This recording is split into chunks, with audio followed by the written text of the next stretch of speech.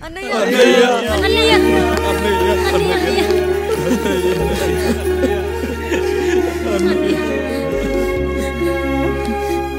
చాలా భయం వేసిందన్నయ్యా. ఇప్పుడు మమ్మల్ని వదిలి వెళ్ళకన్నయ్యా. రాత్రే కదరా మనం అందరం కలిసి పడుకున్నాం. ఎప్పుడో రాత్రి చూసామన్నయ్యా. నిన్ను చూడకుండా ఒక్క అరగంట కూడా ఉండలేకపోతున్నా. నిన్ను చూసి చాలా రోజులైనట్టుంది అన్నయ్య. రాత్రంతా ఎక్కడికి వెళ్ళావన్నయ్యా? అసలు ఎక్కడికి వెళ్ళారండి? ఇంట్లో దోమలు కుడుతున్నాయని అలా పక్కనే ఉన్న గడ్డివాం దగ్గర పడుకున్నా. మన రత్తాలు వాళ్ళ ఆయన ఊళ్ళో లేడంది. సరే అని తను తోడుగా తీసుకెళ్ళా.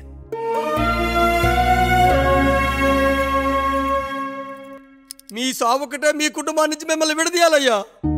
అప్పటి వరకు మేము కళ్ళు తెరిస్తే మా కళ్ళ ముందు ఉండాలి, కళ్ళు మూస్తే మా కళ్ళలో ఉండాలయ్యా. నమస్కారం రాయుడు గారు.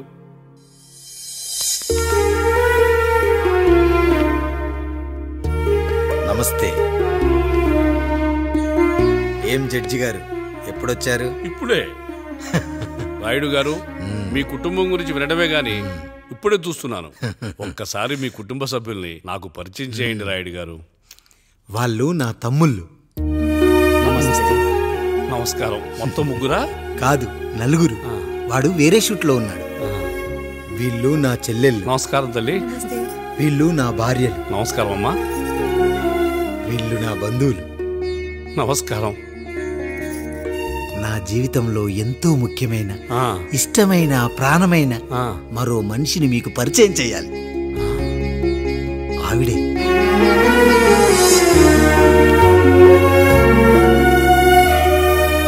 నమస్తే తల్లి. ఆవిడ మా పని మనిషి. తను వాళ్ళ అమ్మాయి. నాకు కూతురు లాంటిదే.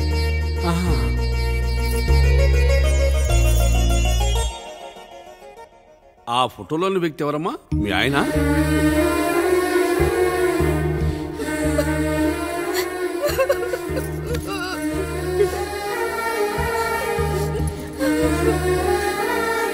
చనిపోయారా? అయ్యో లేదండి. ఎక్కడ పడితే అక్కడ, ఏది పడితే అది వాగుతున్నాడని పోలీసులు నగర బహిష్కరణ చేశారండి. మళ్ళా ఎప్పుడొస్తాడు? నెక్స్ట్ సీన్కి వచ్చేస్తాడండి. ఈ అనుబంధాలు, ఆప్యాయతలు చూసిన తర్వాత నాకు ఒక కోరిక కలుగుతుంది రాయుడు గారు. మీరు కాదనరనే ధైర్యంతో అడుగుతున్నాను. అడగండి. నాకు ఒక్కతే కూతురు. ఆమెని మీ కుటుంబంలో సభ్యురాలుగా చేసుకుంటారని. తప్పకుండా. నా భార్యలకు అభ్యంతరం లేకపోతే తనను నేను పెళ్లి చేసుకుంటా.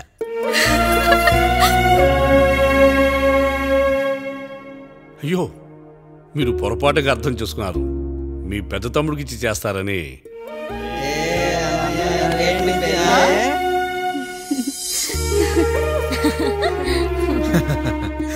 తప్పకుండా తప్పకుండా ఒక మంచి రోజు చూసుకొని మీ ఇంటికి అమ్మాయిని చూసుకోవడానికి వస్తాం. ధన్యుణ్ణి రాయుడు గారు, ధన్యుణ్ణి. రండి రండి రాయుడు గారు. మీలాంటి పెద్దలు మా ఇంటికి వచ్చి మా అమ్మాయిని మీ కోడలుగా చేసుకోవటం. ఇంకా రాయుడు గారు ఏంటి బావగారు? బావగారు అని పిలవండి. సంతోషం. రండమ్మా. త్వరగా అమ్మాయిని పిలిపించండి. మా వాడు అసలే ఆగలేకపోతున్నాడు. మా వాడు చిన్నప్పటి నుంచి అంతేనండి. కక్కొచ్చినా ఏమొచ్చినా ఆపుకోలేడు.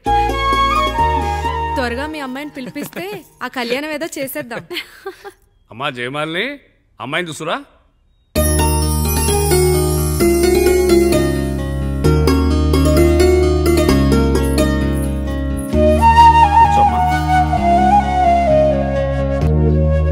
నువ్వు కూడా అబ్బాయిని చూడమ్మా.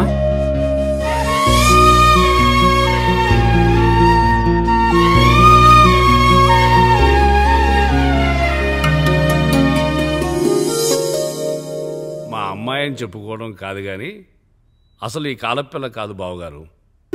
రాత్రంతా బయట తిరిగినా కోడి కుయ్యకు ముందు ఇంటికి వచ్చేస్తుందండి.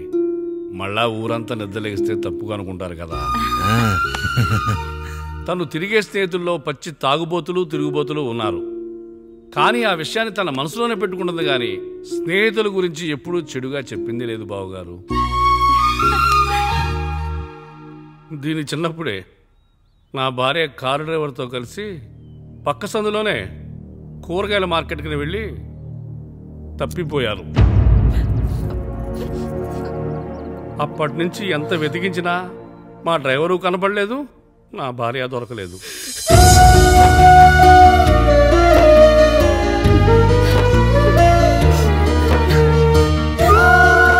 అమ్మ నాకు చాలా ప్రేమ పంచింది నాన్న, అది ఊరంతా పంచుతానంటుంది నా బిడ్డ. నేను కాదనలేదు. అలాంటి నా కూతురు ఇవాళ మీ కోడలవటం నిజంగా నా అదృష్టం బావగారు. ఈ రోజు నుంచి మీ అమ్మాయి మా ఇంటి బిడ్డ. అమ్మాయి నచ్చిందా బాబు? నచ్చిందా?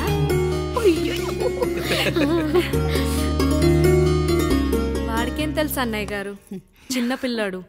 ఇప్పటికీ ఆకుని చెవులో పువ్వుని నోట్లో పెట్టుకొని తిరుగుతూ ఉంటాడు.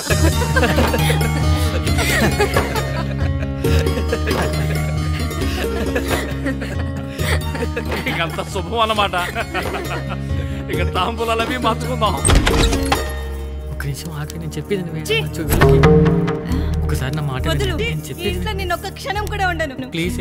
అమ్మా శారదా, పెద్దవాళ్ళు వచ్చారమ్మా, మనల్ని చూస్తున్నారు. అమ్మాయికి పెళ్లి చూపురమ్మా. ఈ టైంలో నువ్వు ఇలా అలర్ట్ చేస్తే దాని జీవితం నాశనం అవుతుంది తల్లి. లోపలికి వెళ్ళు, తర్వాత మాట్లాడదాం. ఇక్కడ మీ కోడలు కాపురం కాలిపోతుంటే మీరు ఆ మంటల్లో మీ కూతురు పెళ్లికి కాఫీలు పెట్టిస్తున్నారా? ఈ ఇంట్లో నేను ఇంకొక క్షణం కూడా ఉండను. ఒక్క నిమిషం తల్లి, అసలు ఏం జరిగిందో నాకు చెప్పమ్మా. ఈయన మంచోడని 6 నెలల క్రితం నాకు పెళ్లి చేశారు. మొదట్లో బాగానే ఉన్నాడు, ఆ తర్వాత ఒక రోజు మందు కొట్టాడు. కొని తాగింది దిగాక మంచోడుగా ఉంటాడు అనుకుంటే ఈ మధ్య చెడు తిరుగుళ్ళు తిరుగుతున్నాడు. ఊరవతల చిన్నులు కూడా పెట్టేశాడు. మీరే చెప్పండి రాయుడు గారు, ఈ ఇంట్లో నేను ఉండాలా, వెళ్ళిపోవాలా, ఈయన్ని వదిలేయాలా, అక్కర్లేదా? వదిలేయాలమ్మా. వదిలేయాల్సింది నీ భర్తను కాదు, అతనిలోని లోపాలు. ఆశ్చర్యపోతున్నావు కదూ? ఒక మగాడి బాధ సాటి మగాడిగా నేను చెప్తానమ్మా. ఆడదాని ప్రేమ వెలిగించిన అగరొత్తి లాంటిది. ఒకడు వెలిగించగానే కొన్ని గంటల్లో బూడిదైపోతుంది. కానీ మగాడి ప్రేమ దీపం లాంటిది. తను కాలుతూ కూడా నలుగురిని వెలిగించుకుంటాడు. ఆ వెలుగులో ఆనందాన్ని వెతుక్కుంటాడు. చూడమ్మా శారద, నువ్వు కాకిలోని నలుపును చూస్తున్నావు, నేను దాని రెట్టలో తెలుపును చూస్తున్నాను. మొగడు మందు కొట్టొస్తే నిన్ను కొట్టలేదని సంతోషపడాలి గాని బాధపడకూడదమ్మా. ఇక చిన్నిల్లు సంగతి అంటావా? రుచిగా ఉందని లొట్టలేసుకుంటూ సగం తిన్న బిర్యానీలో కుక్క మూతి పెట్టిందని తెలిసాక దాన్ని పారేసుకుని ఆకలిని చంపుకోవడం కంటే నాకింది మనింటి కుక్కే కదా అని దాని మూతిపళ్ళు రాలగొట్టి ఇంట్లో కట్టేయాలి. నీ భర్త కూడా అలాంటి కుక్కలాంటి వాడేనమ్మా.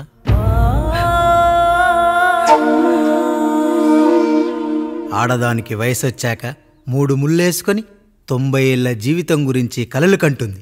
అదే మగాడు 3 ముక్కలాడి 90 ml మందేయాలని కలలు కంటాడు. హౌస్లోనికి హౌస్ కీపింగ్కి తేడా తెలియని అమాయకపు జాతమ్మా మా మగజాతి. పండగ పూట తినే పాయసం రుచి గురించి మీకు తెలిసి ఉండొచ్చు. కానీ గర్లం కంటే చేదుగా ఉన్న బ్రాందీని కక్కలేక మింగలేక తాగే ఆ బాధ ఒక్క మగాళ్లకు మాత్రమే తెలుస్తుంది.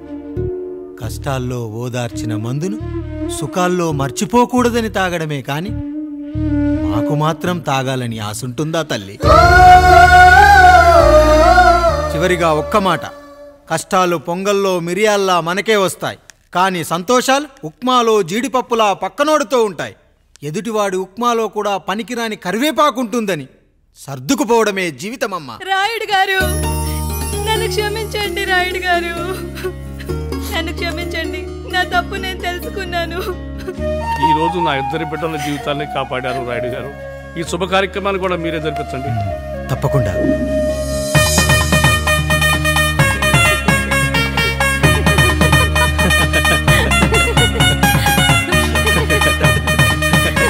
Ha ha ha.